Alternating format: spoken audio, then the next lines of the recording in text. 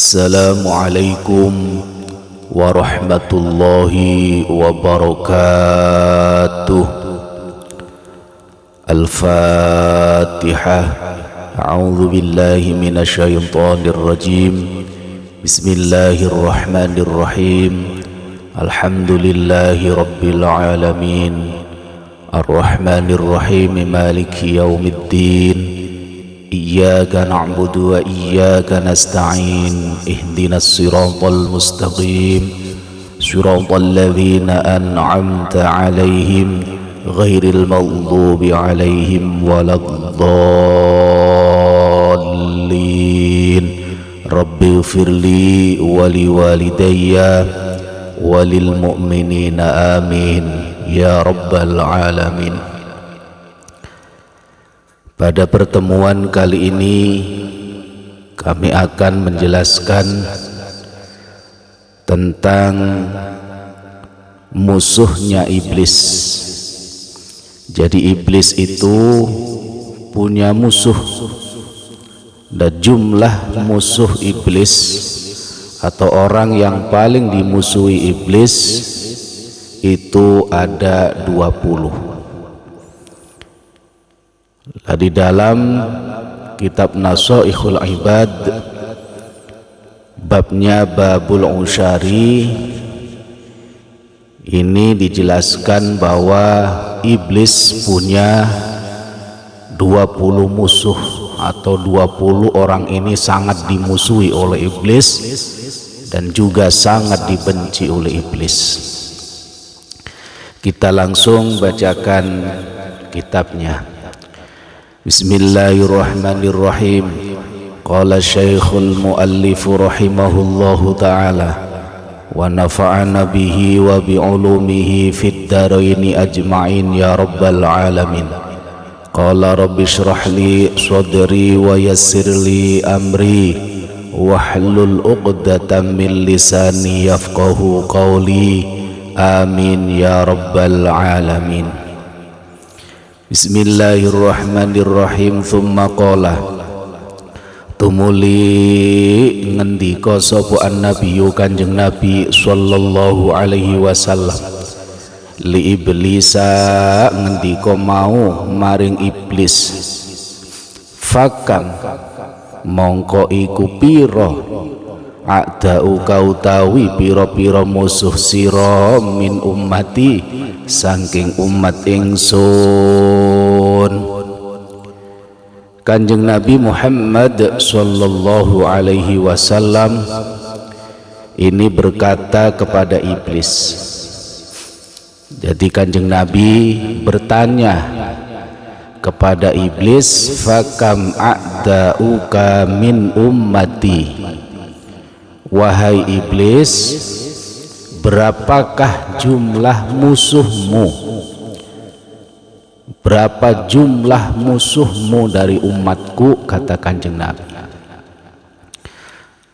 Lalu iblis menjawab, qala menjawab sapa iblis, ai iblisu tegese iblis, li rasulillahi maring pitakonani Rasulullah sallallahu alaihi wasallam, a'dai utawi pira-pira musuh ingsun. A'dai utawi pira-pira musuh ingsun iku isyruna, iku isyruna ana 20 apane nafaron pantane utawa komunitase. Lah ditanya oleh kanjeng Nabi iblis tadi, berapa musuhmu atau berapa jumlah musuhmu? Iblis menjawab, a'da'i isyruna nafaron, musuh saya atau orang yang paling saya benci, berarti musuhnya iblis. Musuh saya, kata iblis, itu ada 20 golongan atau ada 20 komunitas. Nah itu, jadi musuh iblis atau orang yang paling dibenci oleh iblis itu jumlahnya 20. Nah kita lanjutkan. Bismillahirrahmanirrahim. Awaluhum utawi kawitane utawa kang nomor sijine a'dai iku anta panjenengan ya Muhammad tuhe Nabi Muhammad. Fa inni krono temen setuhune ingsun iku ubghituka paling benci sapa ingsun ing sira. Iku ubghituka paling benci sapa ingsun ing sira.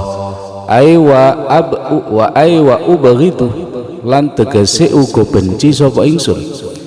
Aiwa ubghitu tegese benci lan benci uga benci sapa ingsun ahla baitika ing ahli bait panjenengan.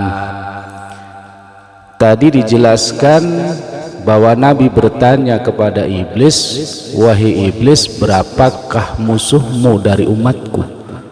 Maka iblis menjawab, musuhku ada 20 golongan atau 20 komunitas.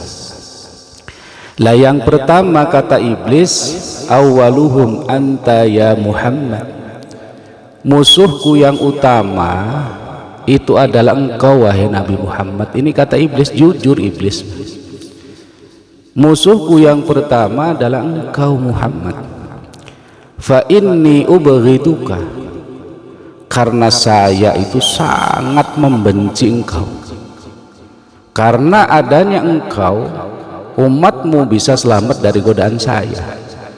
Karena petunjukmu, umatmu tidak gampang digoda. Maka saya adalah paling benci kepadamu, kata iblis. Aiwa ubghitu ahla baitika, begitu juga saya benci kepada ahli baitmu. Jadi pada saat Kanjeng Nabi ada, itu juga ada ahli baitnya. Jadi kalau yang sekarang namanya zurriyahnya atau keturunannya, maka disebut habaib atau habib. Jadi iblis berkata, yang pertama yang jadi musuhku adalah engkau, karena saya sangat benci kepadamu wahai Muhammad. Itu kata iblis. Jadi musuh iblis yang nomor pertama adalah Kanjeng Nabi Muhammad sallallahu alaihi wasallam. Kita teruskan. Bismillahirrahmanirrahim. Wal alimu, utawi musuhku kang nomor loro iku wong alim. Wal alimulan wong alim, al amilu kang ngamalake sapa alim, bil ilmi kelawan ilmune, bil ilmi kelawan ilmune. Ai wasairul abrori tegese sekabehane pira-pira wong kang berbakti. Lah musuh iblis yang nomor 2 itu adalah orang alim yang mengamalkan ilmunya. Jadi bukan hanya sekedar alim, tapi orang alim ini mengamalkan ilmunya. Dia tahu ilmu sholat, ya menjalankan sholat. Dia tahu ilmu sodakoh, dia menjalankan sodakoh, dan juga seterusnya. Artinya orang alim yang mengamalkan ilmunya itu juga menjadi musuh iblis atau orang yang sangat dibenci oleh iblis. Jadi orang-orang alim, orang yang tahu tentang masalah ilmu terus menjalankan ilmunya, itu adalah salah satu dari musuh iblis atau musuh iblis yang kedua. Kita lanjutkan. Bismillahirrahmanirrahim. Wa hamilul qur'ani, utawi musuh ingsun kang nomor 3 yaiku wong kang gawa Al-Qur'an. Ai hafidhuhu, tegese wong kang afal Qur'an. Idza amila, ing dalem ari kalane ngamalake sapa hafizul Qur'an, bima kelawan perkara utawa ilmu-ilmu, fihi kang iku tetep apa ma ing dalam Al-Qur'an. Kala ngendika sapa Kanjeng Nabi sallallahu alaihi wasallam, hamalatul Qur'ani, utawi wong kang nggawa utawa nanggung Al-Qur'an iku urafa, iku urafa'u ahlil jannati, dadi lurai penduduk surga yaumal qiyamati, besok ing dalam dina kiamat. Wa syuhada'u tai pira-pira wong kang mati syahid iku kuwatu ahlil jannati, dadi panglimane penduduk surga. Wal anbiya utawi pira-pira nabi utawa para nabi iku sadatu ahlil jannati, dadi imame utawa gustine penduduk surga. Lah musuh iblis yang nomor 3 itu adalah orang yang hafal Al-Quran. Idza amila bima fihi, jikalau orang yang hafal Quran itu mengamalkan apa yang ada di dalam Al-Quran.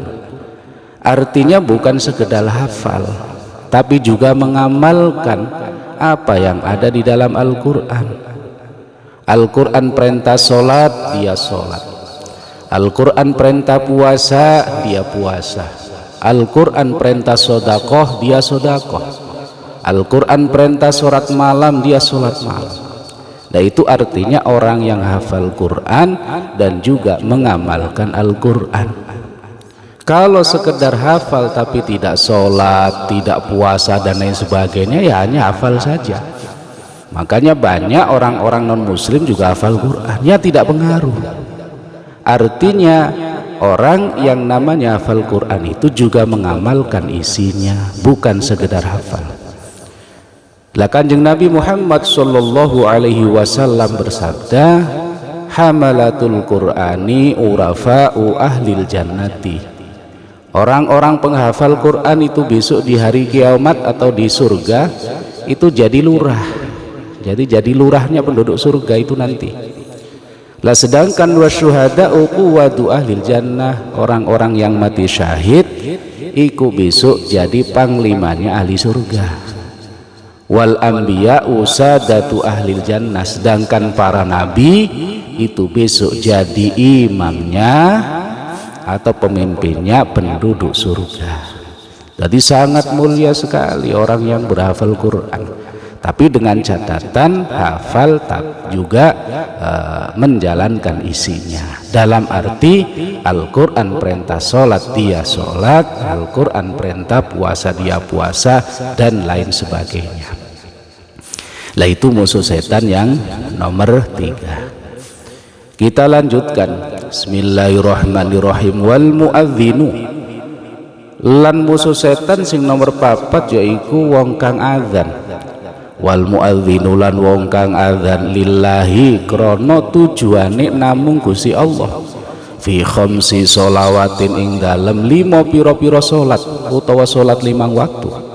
Kala ngendika sapa Kanjeng Nabi Muhammad sallallahu alaihi wasallam, al muadzinu utawi wong kang adzan, al muhtasibu kang gawe krana Allah utawa ikhlas, iku kasyahidi, persis kaya dene wong kang mati syahid.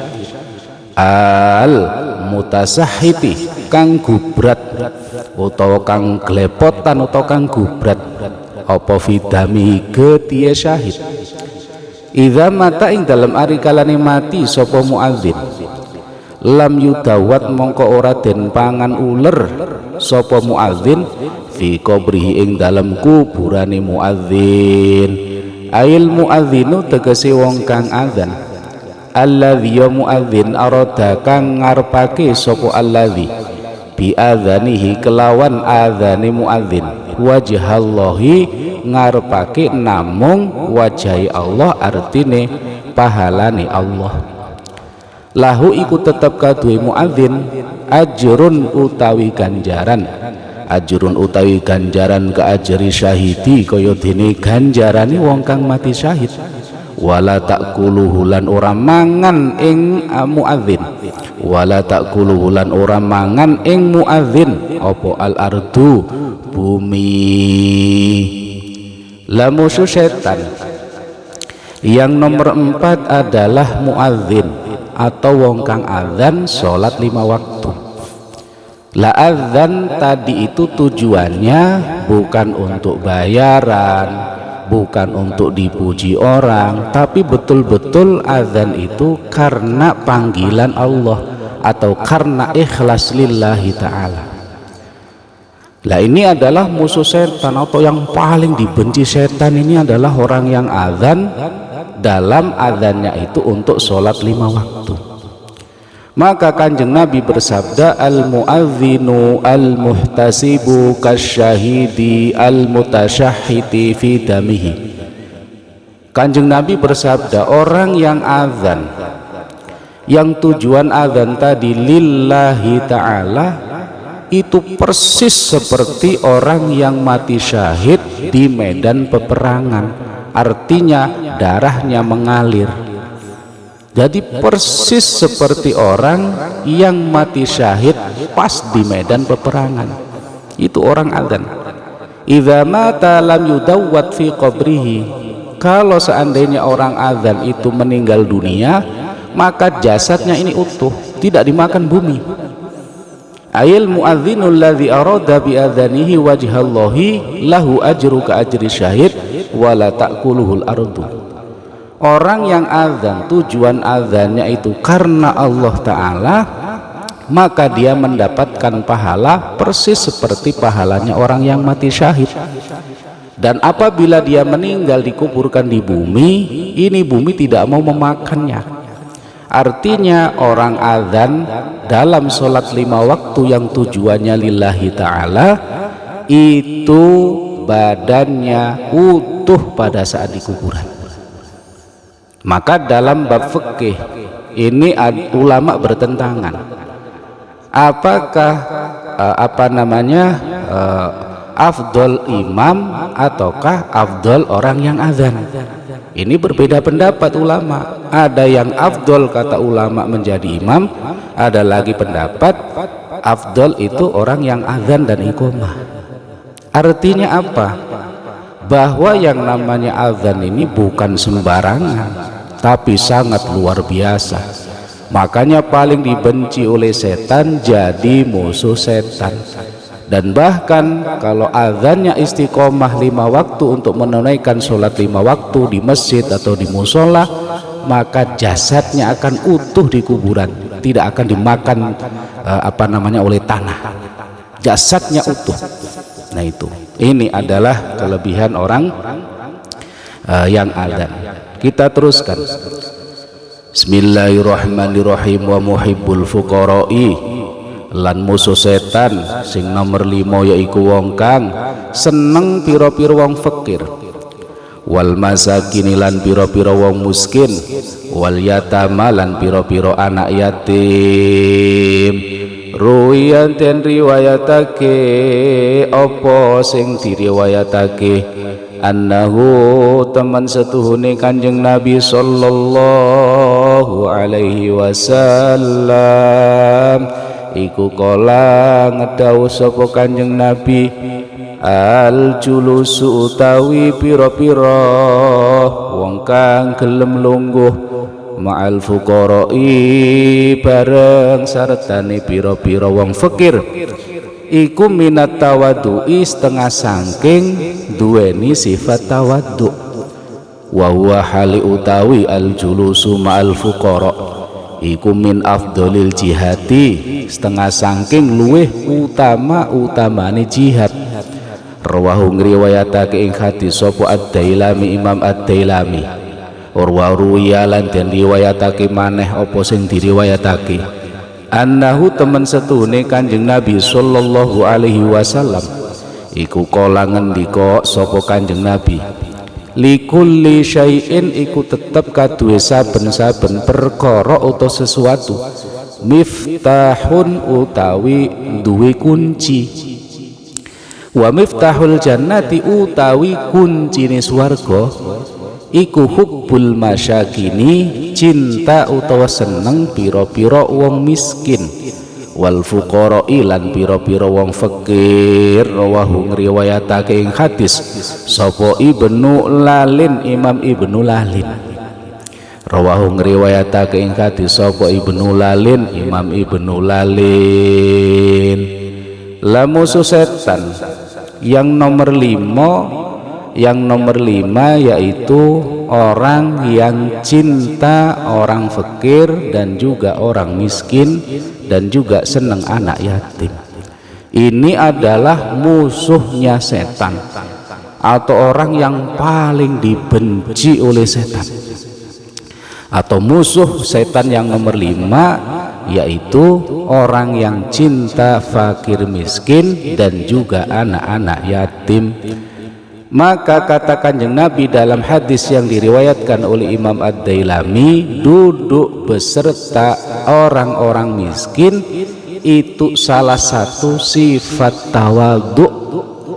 Maka Kanjeng Nabi sangat sering namanya bareng dengan orang fakir miskin, duduk bareng berdekatan dengan orang fakir miskin. Kanjeng Nabi sangat sering.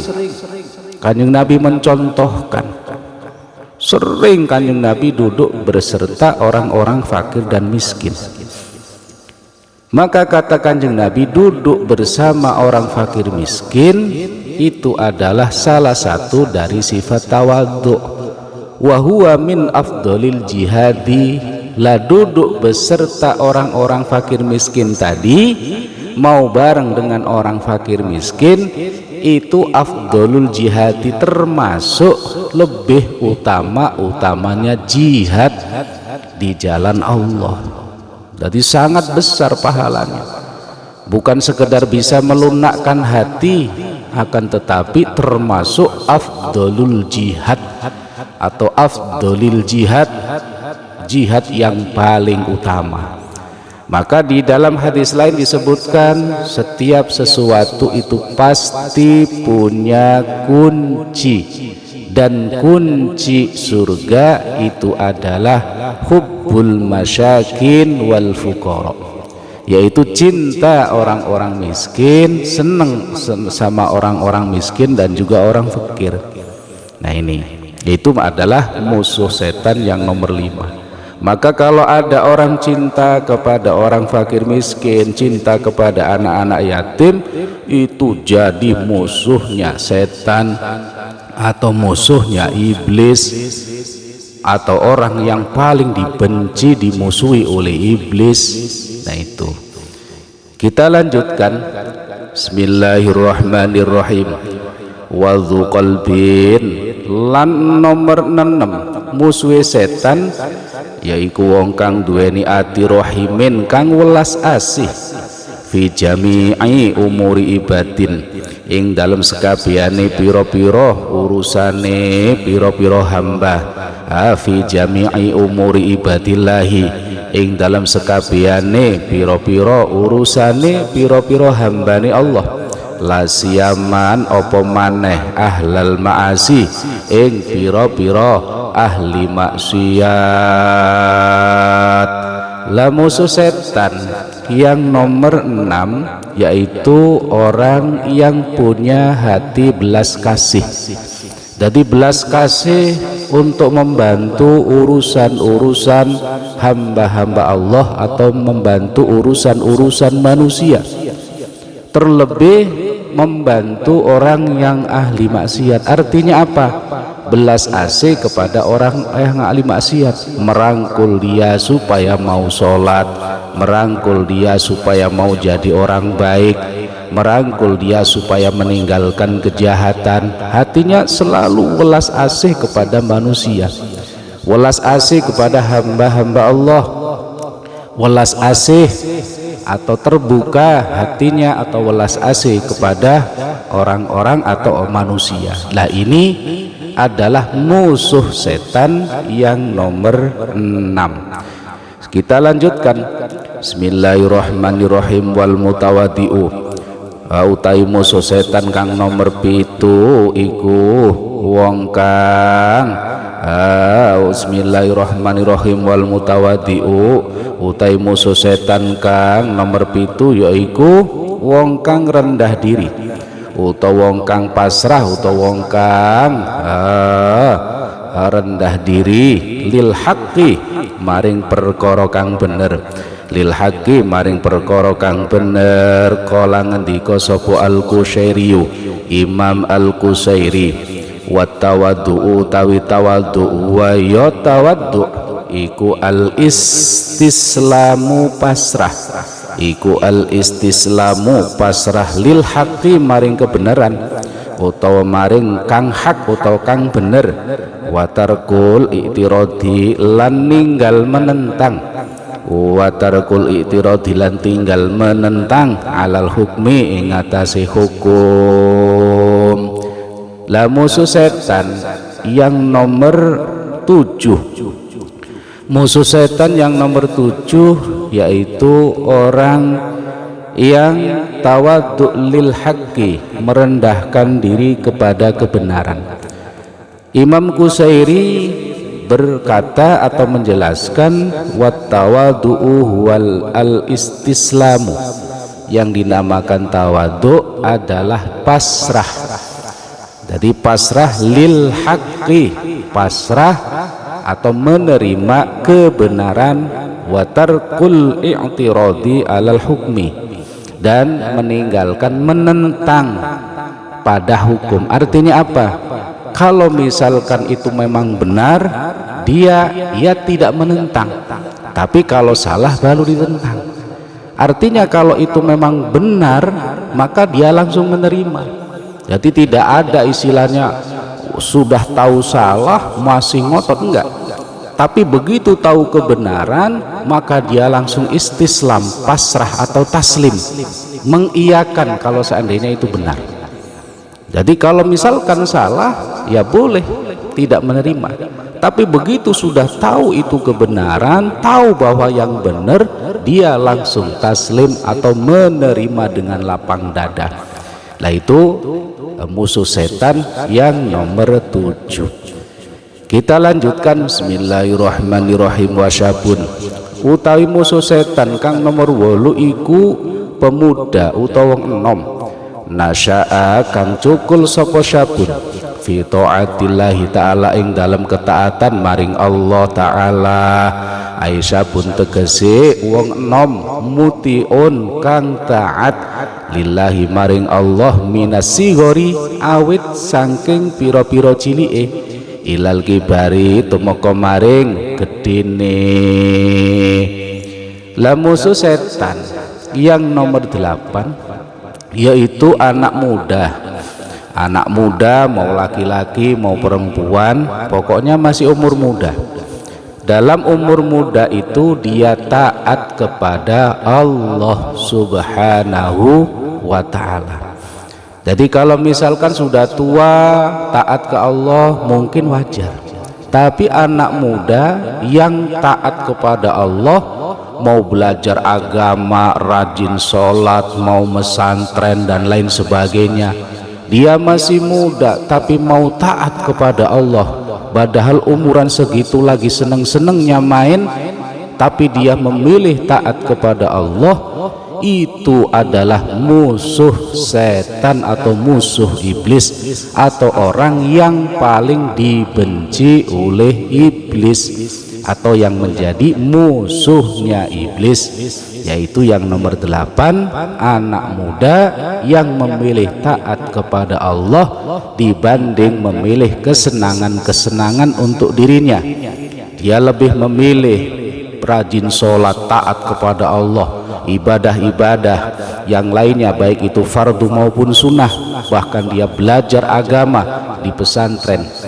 Itu adalah orang yang paling dibenci oleh iblis, maka menjadi musuh iblis yang nomor 8. Kita lanjutkan. Bismillahirrahmanirrahim. Wa akilul halali utai musuh iblis kang nomor 9 yaiku wong kang mangan perkara kang halal.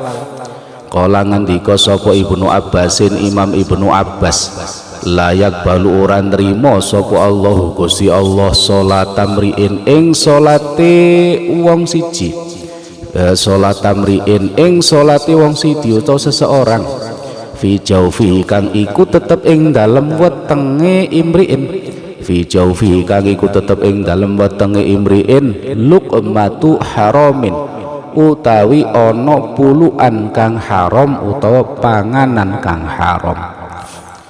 Lah musuh setan yang nomor 9 adalah orang yang memakan perkara yang haram. Makanya Imam Ibnu Abbas berkata, Allah tidak akan menerima sholatnya seseorang yang dimana di dalam perutnya itu ada makanan haram. Artinya orang yang menjaga rizkinya dari perkara haram, dia hanya mau yang halal saja, tidak mau yang haram. Cara kerjanya juga dia yang halal, semuanya serba halal, bahkan dari tangannya sendiri dalam bekerja. Dia hanya mau makan kecuali perkara yang halal, maka itu menjadi musuhnya iblis, atau orang yang paling dibenci sama iblis, yaitu orang yang memakan makanan yang halal atau hanya yang halal. Kerjaannya halal, nafkahnya semuanya halal, dia tidak mau perkara yang haram. Nah, orang seperti ini adalah orang yang paling dibenci oleh iblis atau menjadi musuhnya iblis yang nomor 9. Kita lanjutkan. Bismillahirrahmanirrahim. Wasyubani utawi musuh iblis kang nomor 10. Wasyubani utawi musuh iblis kang nomor 10 yaiku wong enom loro al mutahabbani kang asi-asian karuni fillahi krono Allah, ai ila ayyamuta tegese tumeka yen to mati sapa subani, ila ayyamuta tumeka maring mati sapa subani al mutahabbani. Musuh setan yang nomor 10 adalah 2 orang yang masih muda. Jadi 2 orang yang masih muda ini saling mencintai karena Allah. Artinya baik itu laki-laki dengan laki-laki, maksudnya pertemanan, sahabat. Dia bersahabat, jadi bersahabat baik itu laki-laki maupun perempuan. Dia bersahabat baik, membangun persahabatan itu betul-betul karena cinta kepada Allah, tidak ada tujuan apapun. Tujuannya untuk ketaatan kepada Allah, jadi tidak ada tujuan lain, fillahi. Jadi dalam cinta persahabatan tersebut atau dalam cinta tersebut tidak ada tujuan lain kecuali hanya karena Allah atau mencari ridhonya Allah, tapi untuk ketaatan kepada Allah sampai dua-duanya itu meninggal dunia. Artinya tidak ada yang memisahkan, kecuali yang memisahkan adalah mati. Lah 2 orang ini yang saling mengasihi karena Allah atau karena menuju ketaatan Allah. Lah 2 orang seperti ini itu orang yang paling dibenci oleh iblis atau musuh iblis yang nomor 10, yaitu 2 orang pemuda atau pemudi yang saling hatinya terpaut, bersahabat dengan baik, saling mengasihi, tidak bisa memisahkan apapun kecuali mati. Sampai keduanya mati, itu termasuk musuh iblis atau iblis paling benci kepada 2 orang tersebut. Nah itu kita lanjutkan. Bismillahirrahmanirrahim. Wal harisu utawi musuh iblis kang nomor 11 yaiku wong kang jaga, ail muhafidu tegasi wong kang jaga ala sholati ing ngatasi salat fil jamaati ing dalam berjamaah. Kala ngendika sapa Kanjeng Nabi Muhammad sallallahu alaihi wasallam, sallu padha salat sira kabeh khalfa kulli birrin ing dalem burine saben-saben wong kang bagus, wa fajirin lan wong kang lacut utawa wong kang jahat. Lah musuh iblis atau orang yang paling dibenci oleh iblis, yang menjadi musuh iblis adalah yang nomor 11, adalah orang yang selalu menjaga sholat ini berjamaah. Jadi dia selalu berjamaah. Bahkan kata Kanjeng Nabi di dalam satu hadisnya, "Shallu khalfa kulli birrin wa fajirin." Baik kamu berimam kepada orang yang baik atau orang yang kurang baik, tetap aja jamaah. Karena jamaah itu penting. Menjaga berjamaah, sholat berjamaah itu sangat penting. Maka andai kata misalkan yang baik, wajar. Kalau misalkan imamnya tidak baik pun, kita disuruh menjadi makmumnya kalau seandainya memang dia jadi imam. Artinya demi untuk menjaga sholat supaya berjamaah, baik itu imamnya kepada orang baik atau yang kurang baik, tetap dianjurkan untuk selalu sholat berjamaah. Karena sholat berjamaah di samping 27 dibandingkan sholat sendiri pahalanya, di samping itu pasti diterimanya. Kalau sholat sendiri belum tentu kita diterima, tapi kalau berjamaah itu pasti diterima oleh Allah Subhanahu wa ta'ala. Maka orang yang selalu menjaga sholat 5 waktu dengan berjamaah, itu orang yang paling dibenci oleh iblis, orang yang paling dimusuhi oleh iblis. Nah itu, kita lanjutkan. Bismillahirrahmanirrahim. Walladzi utai musuh iblis kang nomor rolas, yaiku uwong yusolli kang salat sapa alladzi bilaili ing dalem waktu bengi, wan nasu hale utai menungso iku niyamun pira-pira kang turu. Kala ngendika sapa Kanjeng Nabi sallallahu alaihi wasallam, sallu padha salat sira kabeh minal laili saking waktu bengi utawa ing dalem waktu bengi, walau arba'an lan senajan namung 4 rakaat. Sallu salat sira kabeh walau rakaataini lan senajan namung 2 rakaat. Mamin ahli baitin ora ana utawi ahli bait utawa keluarga, tu'rafu kang den adatake lahum akaduwe ahli bait apa salatun salat, apa salatun salat minal laili saking waktu bengi, iku illa nadahum kecuali ngundang utawa manggil-manggil ing ahli bait sapa munadin wong kang undang-undang. Rupane undang-undange yaiku ya ahlal baiti, utawa rupane panggilane yaiku ya ahlal baiti, ya ahlal baiti, penduduk utawa keluarga, ya ahlal baiti, he ahli bait utawa keluarga, kumu jumeneng sira kabeh li salatikum krana arahe ngerjakake salat sira kabeh. Lah yang menjadi musuh iblis atau orang yang paling dibenci oleh iblis yang nomor 12, yaitu adalah orang yang sholat di waktu malam. Wan nasu niyamun, sedangkan manusia dalam keadaan tidur. Artinya di sini sholat tahajud. Jadi sholat tahajud. Maka dalam hadis Kanjeng Nabi Muhammad sallallahu alaihi wasallam, "Shallu minal laili walau arba'an." Sholatlah kalian pada saat malam walaupun itu 4 rakaat.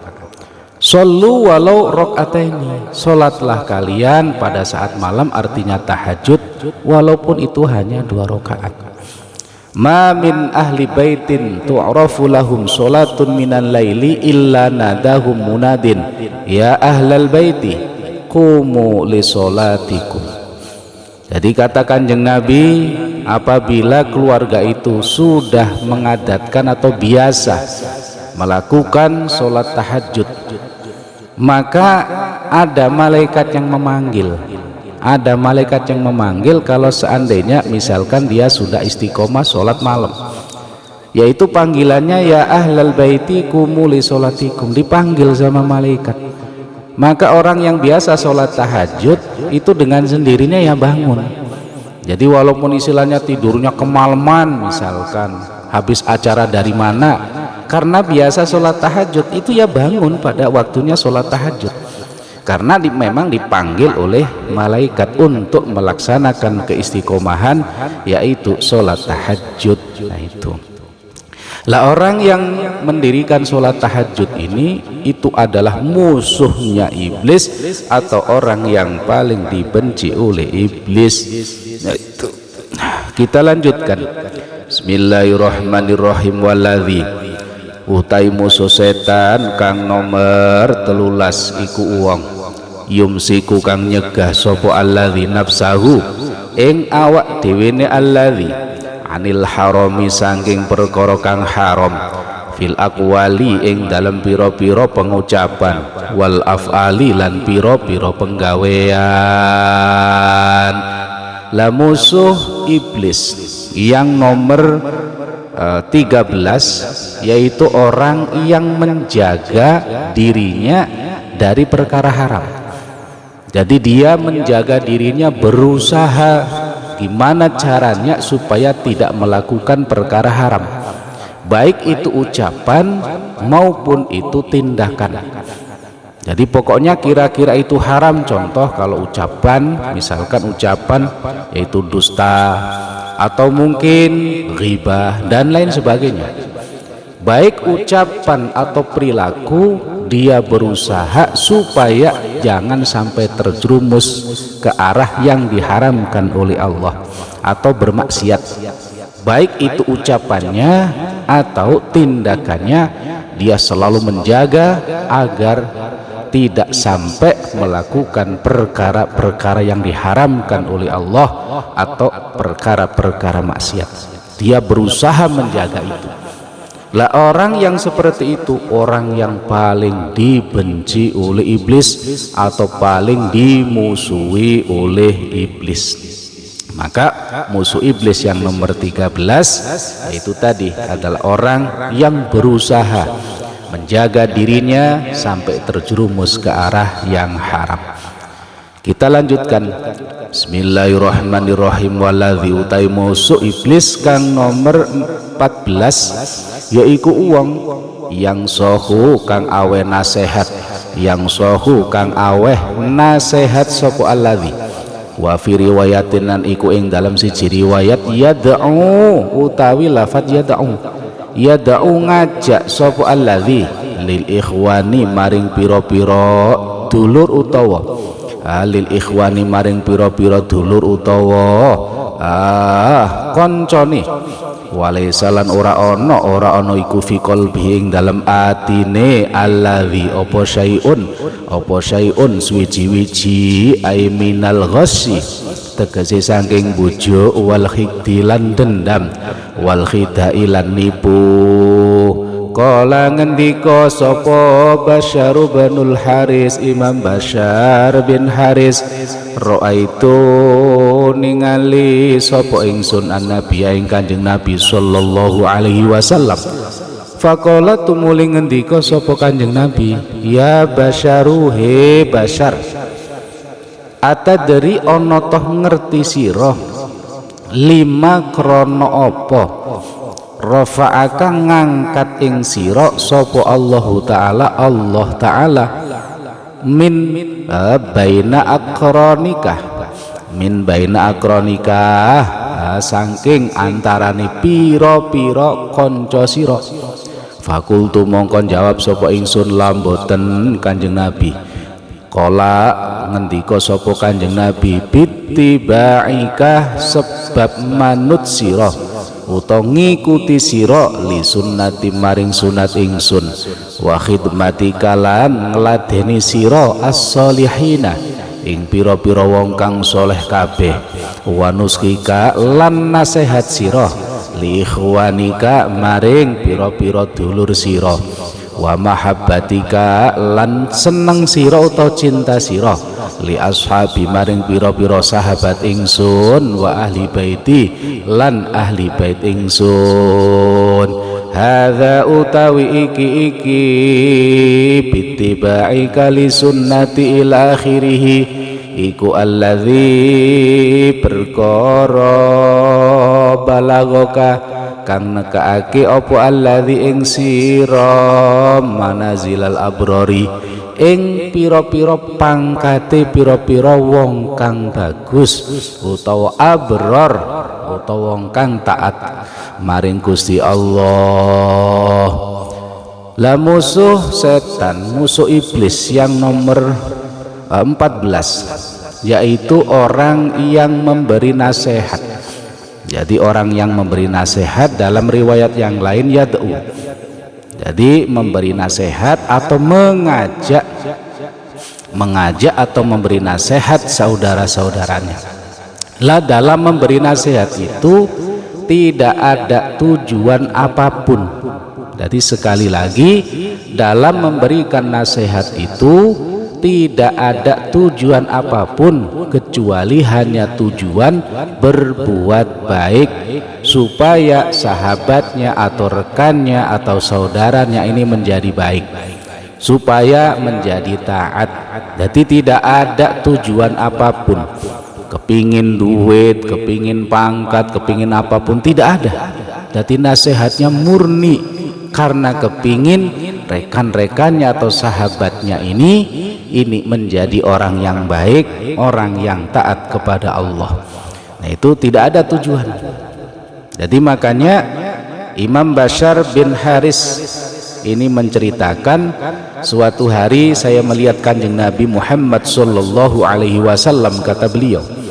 Lalu Kanjeng Nabi bersabda kepada saya, ya Basharu, he Bashar, atadri lima rafa'akallahu ta'ala min baina aqranika.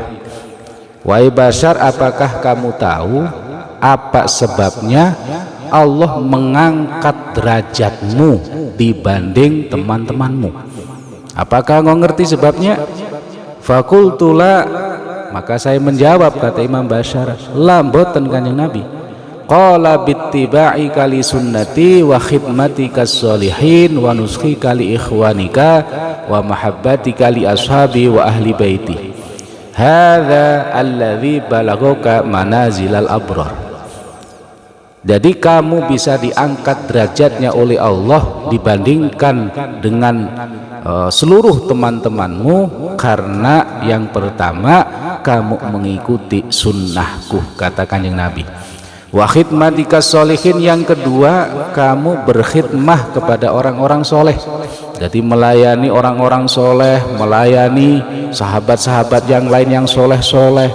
Jadi melayani, jadi hormat, melayani orang-orang soleh.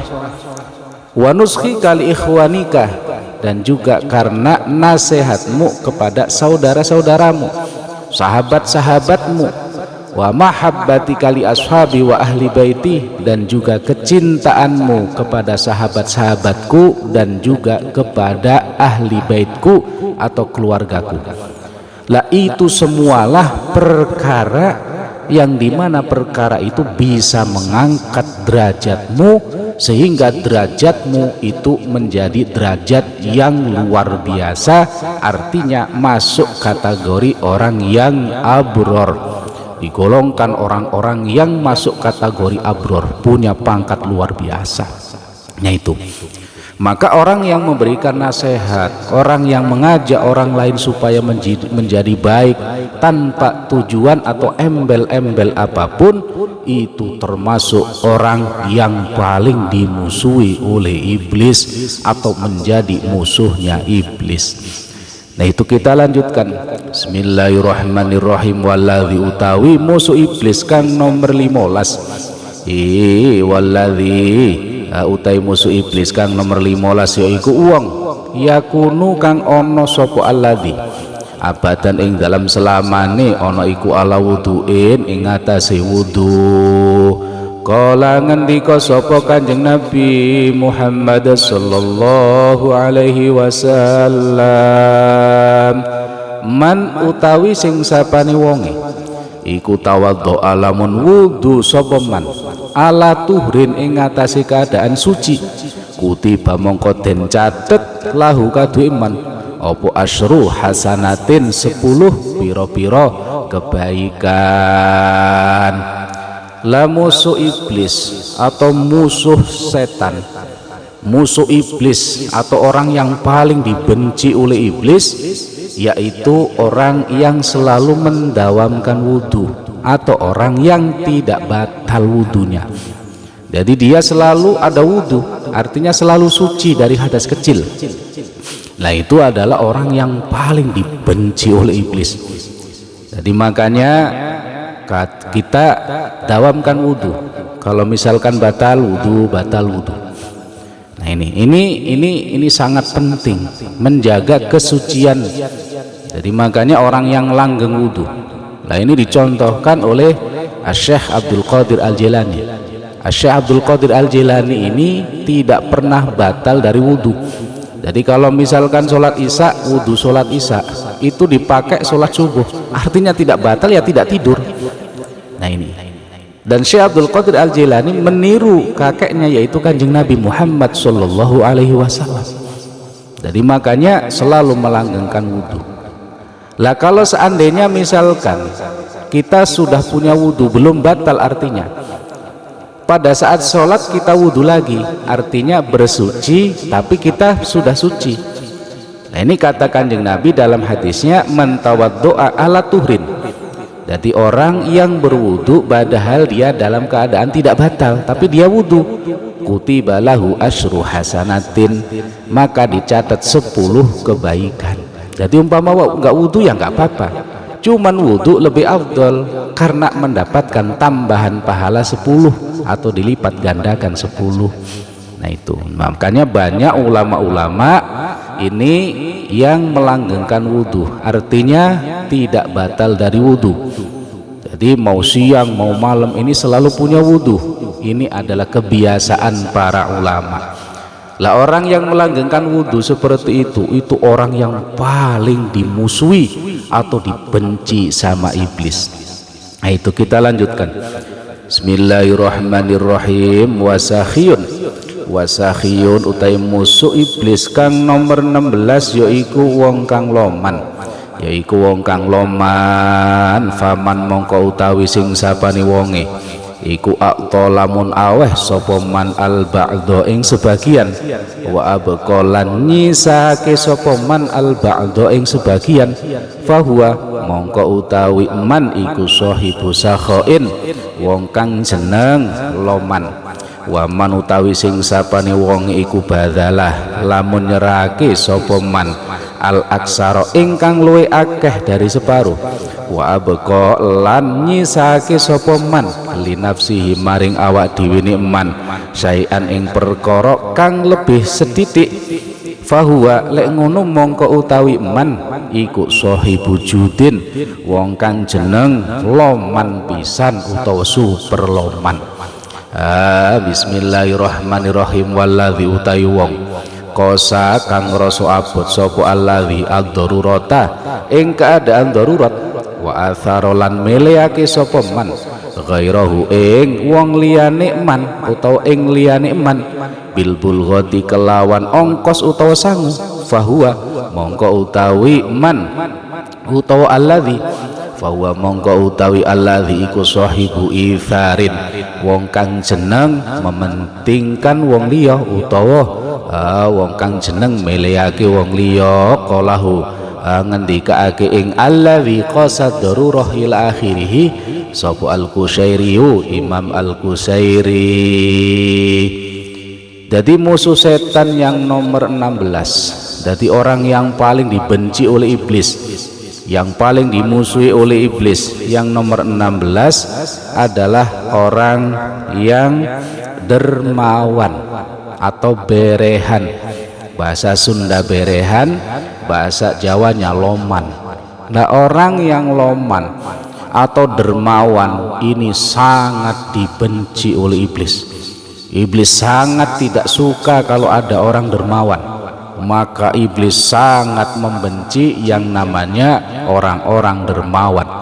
Jadi iblis itu sangat tidak suka kalau seandainya ada orang yang dermawan, ada orang yang berehan, ada orang yang loman. Ini iblis sangat tidak suka. Lafaman a'ta al-ba'dha wa abqa al-ba'dha fahuwa sahibu sakhain. Lah orang yang memberikan sebagian, jadi dia punya penghasilan diberikan sebagian terus disisakan sebagian untuk dirinya, itu disebut orang loman atau orang berehan. Nah, kalau ada orang itu memberikan yang lebih banyak dari separuh, sedangkan untuk dirinya lebih sedikit, nah itu dinamakan orang yang super dermawan, atau sebutannya itu sahibu judin, sangat dermawan. Jadi kalau memberikan separuh dari hasil atau memberikan separuh-separuh 50-50 disebut dermawan. Kalau memberikan lebih banyak dan untuk dirinya lebih sedikit itu disebut super dermawan. Lah orang yang merasa sakit dengan keadaan yang menyulitkan, jadi dalam keadaan darurat tapi dia masih bisa memberikan orang lain. Jadi orang ini sudah darurat, artinya sudah keadaan darurat, tapi dia masih bisa memberikan kepentingan orang lain. Fahuwa sahibu isarin, lah orang itu dinamakan lebih mementingkan kepentingan orang lain daripada kepentingan pribadinya. Jadi padahal pribadinya ini membutuhkan, dan orang lain juga membutuhkan. Lah dia lebih memilih kebutuhan orang lain daripada kebutuhan dirinya, maka fahuwa sahibu isarin, orang tersebut dinamakan orang yang lebih mementingkan kepentingan orang lain. Nah, kecuali kalau dirinya nggak butuh terus diberikan ke orang lain, ya biasa. Tapi dia dalam keadaan butuh, terus orang lain juga dalam keadaan butuh, lah dia itu lebih memilih kebutuhan orang lain daripada kebutuhan dirinya, maka orang tersebut dinamakan orang yang lebih mementingkan kepentingan orang lain daripada kepentingan pribadinya. Lah orang yang dermawan tersebut, orang yang berehan, yang sangat loman, suka memberi kepada orang lain, itu adalah orang yang paling dibenci oleh iblis atau menjadi musuh iblis yang nomor 16. Kita lanjutkan. Bismillahirrahmanirrahim. Wa husnul khuluqi, utawi musuh iblis kang nomor 17 iku wong kang duwe akhlak kang bagus. Wa utawi husnul khuluq iku bastul wajhi, sumringai wajah, wa kaful adha, lan nyegah nglarakake wong liya, wa badlun nada, lan nyerake pira-pira peparing, wakila lan den ucapake apa sing diucapake, huwa hayatun linafsi, wa utawi husnul khuluq utawa hasanul khuluq iku hayatun tingkah linafsi maring nafsu tau awa-awaan, tasduru kang metu apa hayah indal af'ali, ing dalem nalikane pira-pira penggawean al jamilati kang bagus, aklan secara akal utawa miturut akal, wa syar'an lan miturut syara', bisuhulatin kelawan gampang, min ghairi hajatin saking tanpa butuh, ila fikrin maring mikir-mikir. Lah musuh iblis atau orang yang paling dibenci oleh iblis yang nomor 17 yaitu orang yang berakhlakul karimah. Akhlakul karimah yaitu bastul wajhi, wa kafful adha, wa badlun nada. Jadi yang dinamakan husnul khuluq atau orang yang baik budi pekertinya yaitu wajahnya selalu sumringah, selalu enak dipandang, selalu tersenyum walaupun dalam keadaan apapun. Dia selalu tersenyum kalau disapa, dia selalu enak wajahnya ketemu orang. Wa kaful adha, dan dia tidak pernah yang namanya menyakiti orang lain. Dia tidak pernah yang namanya menyakiti hati orang lain, baik dengan perilakunya, dengan omongannya. Itu namanya husnul khuluq. Wa badlun nada, dan juga dermawan, suka memberi, jadi sangat dermawan. Itu termasuk kategori akhlakul karimah. Wakila huwa hayatun lin nafsi tasturu indal af'al al jamilah aklan wa syar'an bisuhulatin min ghairi hajatin ila fikrin. Ada yang mengatakan bahwa husnul khotimah yaitu adalah suatu keadaan yang muncul secara tiba-tiba, jadi tidak berpikir dulu. Begitu itu baik, maka dia langsung berbuat untuk kebaikan itu. Bisuhulatin min ghairi hajatin ila fikrin. Jadi dia tidak perlu mikir-mikir, gampangan sekali untuk membantu kalau itu perkara baik.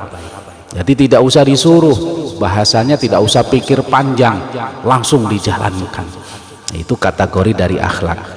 Atau akhlakul karimah itu wajahnya selalu berseri-seri dalam keadaan apapun, ketemu orang lain selalu senyum menyenangkan, dan juga tidak menyakiti orang lain, dan juga suka memberi atau berehan. Nah, itu adalah musuh iblis yang paling dibenci oleh iblis.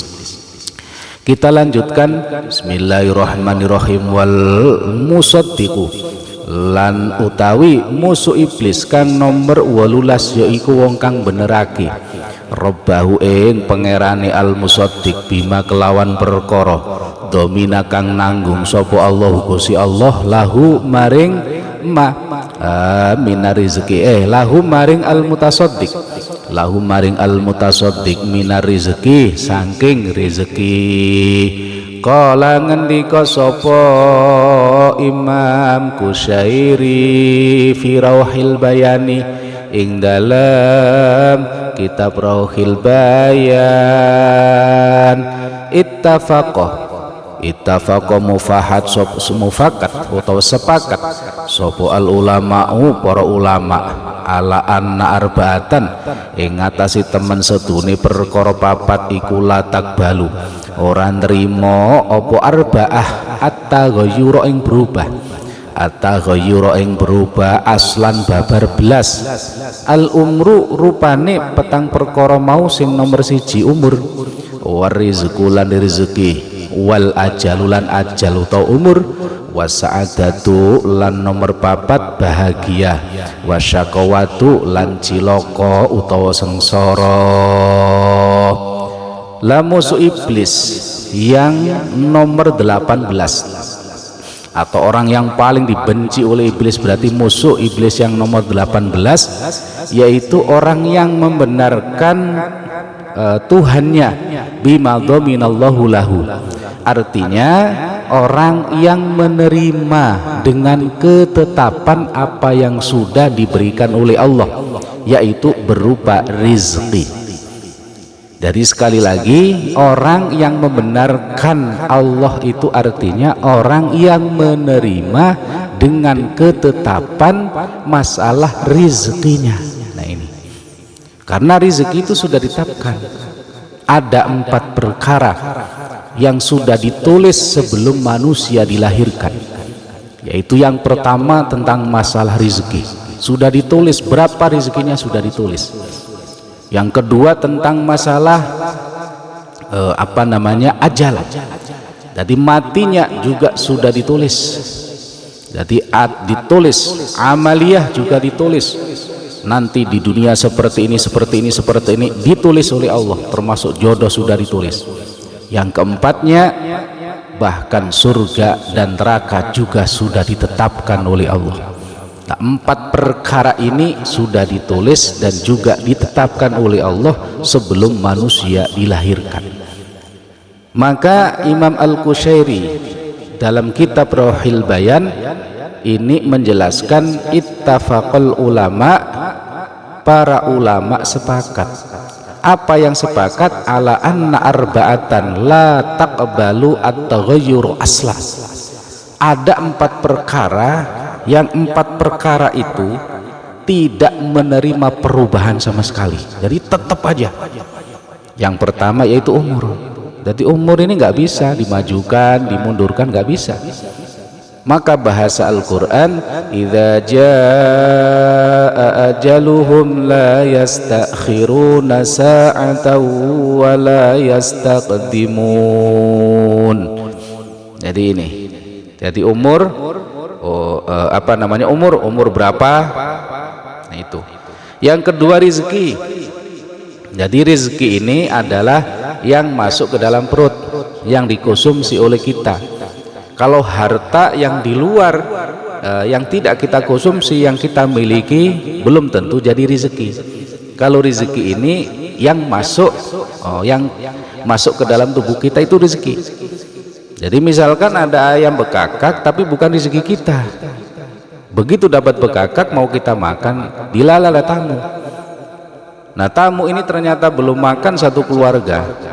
Begitu dikasih makan bekakak tadi yang mau kita makan diberikan oleh tamu. Akhirnya dimakan sama tamu sampai habis. Lah ini sudah jadi milik kita tapi bukan rezeki kita, rezekinya tamu karena yang makan tamu. Lah rezeki itu sudah ditanggung, nggak usah khawatir orang tidak bisa makan, pasti makan. Nah itu. Jadi makanya nggak usah khawatir. Itu artinya musaddiq rabbahu, orang yang menerima tentang ketetapan rezekinya dari Allah Subhanahu wa taala. Sudah ditulis. Terus yang nomor 3, yang tidak menerima perubahan ajal, yaitu yang kami bacakan ayatnya tadi, idza jaa ajaluhum la yastakhiruna sa'atan wa la yastaqdimun. Kalau ajal sudah datang, nggak bisa dimajukan, nggak bisa dimundurkan. Kalau misalkan sakit atau apapun itu hanya penyebab.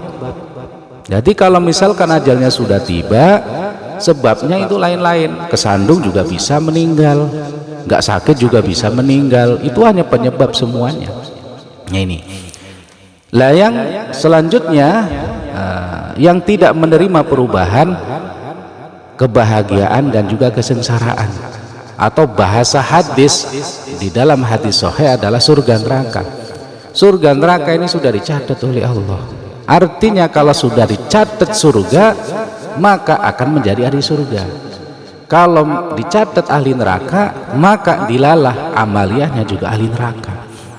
Jadi makanya sudah dicatat dalam 4 perkara ini tidak menerima perubahan sama sekali. Itu kesepakatan ulama. Itu dalam kitab Rawhil Bayan kata Imam Al-Qushairi. Lah adapun takdir yang bisa menerima perubahan itu adalah takdir mu'allaq atau takdir yang digantungkan. Jadi Allah tidak akan merubah suatu kaum selama kaum itu tidak merubah dirinya sendiri. Ini namanya takdir mu'allaq. Takdir yang digantungkan dengan usaha kita. Kalau kita mau pinter, ya kita belajar. Kalau kita misalkan mau badan bagus, ya kita olahraga. Kita olahraga seperti kepingin badannya seperti jadi Corbuzier misalkan, yaitu kita ya harus olahraga. Jadi jangan istilahnya bermimpi badan kepingin baik tapi tidak mau olahraga, tidur baik, yaitu mustahil. Orang kepingin pinter misalkan tidak mau belajar, yaitu ya mustahil. Nah itu namanya takdir mu'allaq, takdir yang digantungkan dengan usaha kita. Nah kalau yang tidak menerima perubahan tadi namanya takdir mubram, jadi tidak menerima perubahan. Lah makanya orang yang menerima dengan ketetapan ilahi apa yang sudah menjadi tanggungan Allah kepada manusia, yaitu berupa rezeki, dia menerima ikhlas dengan baik, itu adalah menjadi musuhnya setan atau orang yang paling dibenci oleh iblis. Nah itu kita lanjutkan. Bismillahirrahmanirrahim. Wal muhsinu utai musuh iblis kang nomor 19 yaiku wong kang gawe bagus ila masturatil aramili maring piro-piro rondo kang nutup diri. Ayil muhsinu tegese wong kang gawe bagus bil atau kelawan piro-piro peparing wa ghairi hilan liyane peparing linisai maring piro-piro wong wadon allati nisa la azwaja kang ora duwe bojo utawa ora ana bojo iku maujud lahuna kadue nisa wa hunna hale utawi nisa iku faqiratun pira-pira kang fakir masturatun tur kang pira-pira kang nutup diri layat harna ora gelem nampakake sapa nisa lirijali maring pira-pira wong lanang.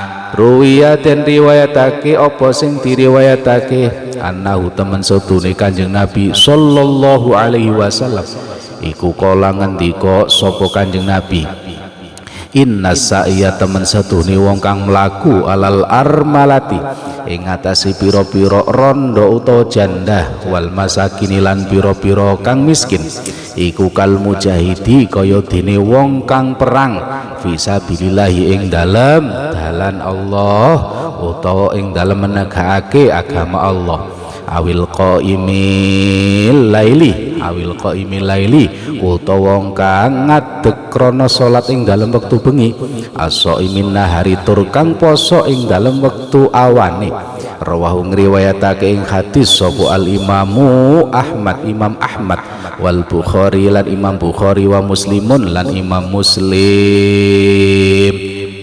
Nomor 19 yang menjadi musuhnya iblis atau orang yang paling dibenci oleh iblis yaitu orang yang berbuat baik kepada janda-janda yang menutup diri.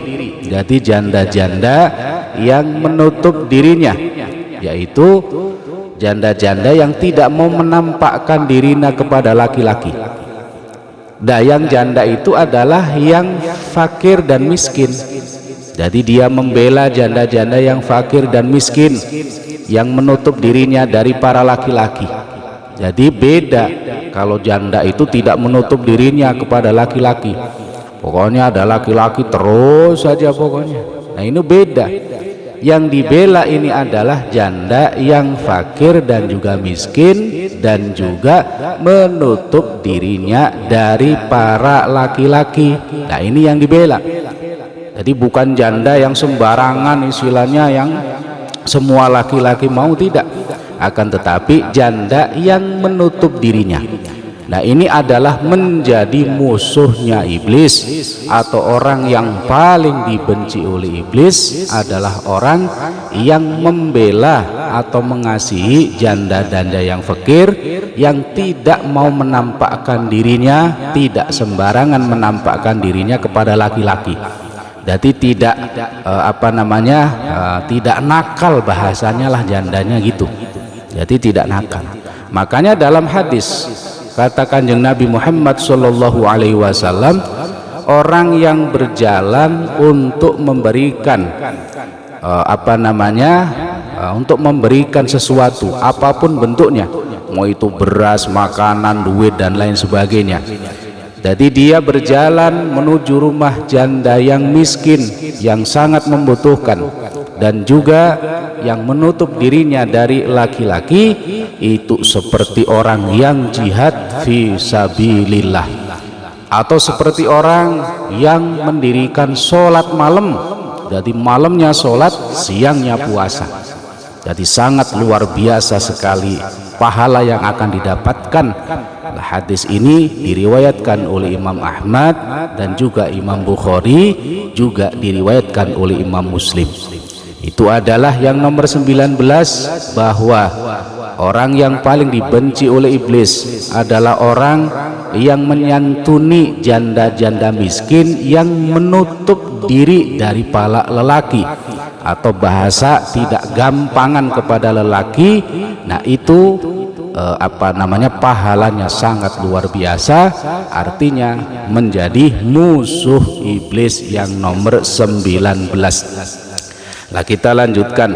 Bismillahirrahmanirrahim. Wal musta'iddu, utawi musuh iblis kang nomor 20 utawa kang terakhir, iku wong kang cawis-cawis lil mauti maring mati, bi'ityanil a'mali kelawan piro-piro ngelakoni piro-piro amal, as-solihati piro-piro kang bagus. Musuh iblis yang nomor 20 atau yang nomor 20 adalah orang yang mempersiapkan diri untuk kematian. Artinya bagaimana? Yaitu memperbanyak amal-amal baik untuk bekal nanti pada saat meninggal dunia. Jadi memperbanyak bekal, baca Quran, sholatnya, sodakonya, semua amal-amal kebaikan dia kerjakan dengan tujuan untuk bekal persiapan nanti untuk mati atau masuk kuburan. Makanya orang kalau masuk kuburan, kata Imam Abu Bakar atau sahabat Abu Bakar, orang meninggal dunia tanpa bekal yang cukup, itu namanya nekat. Jadi makanya kata Imam Abu Bakar, orang nekat itu yaitu orang masuk kuburan tapi tidak membawa bekal, itu namanya nekat. Maka semakin banyak bekal kita kumpulkan di dunia untuk persiapan nanti di akhirat, untuk persiapan kita mati, itu semakin baik. Semakin banyak bekal semakin tenang. Tidak ada bedanya kita pergi kemanapun, kalau bekalnya banyak kita tidak khawatir. Tapi kalau bekalnya pas-pasan, apalagi tidak membawa bekal, maka sangat mengkhawatirkan, hati tidak tenang. Tapi kalau bekal kita banyak, pergi kemanapun kita akan tenang. Begitu juga pada saat di kuburan, pada saat kita mati. Kalau bekal kita banyak, bekal kita luar biasa, maka tidak ada kekhawatiran nanti pada saat kita mati. Maka musuh iblis yang nomor 20 adalah orang yang bersiap diri untuk menjemput kematian, atau bersiap-siap, atau bahasanya mempersiapkan bekal amal-amal yang baik untuk dibawa mati nantinya. Nah, itu adalah orang yang paling dibenci oleh iblis. Nah, itulah 20 orang yang sangat dibenci oleh iblis. Mudah-mudahan kita termasuk menjadi orang yang 20 tadi, atau salah satu dari 20 tadi. Mudah-mudahan kita senantiasa dijaga oleh Allah, senantiasa diberikan keberkahan, diberikan rahmat oleh Allah Subhanahu wa taala. Amin, Allahumma amin. Itu saja yang kami sampaikan, kurang lebihnya kami mohon maaf yang besar-besarnya. Usikum wa nafsi bitaqullah. Allahul muwafiq ila aqwamit thoriq. Wassalamualaikum warahmatullahi wabarakatuh. Ya Rabbi bil Mustafa balligh maqasidana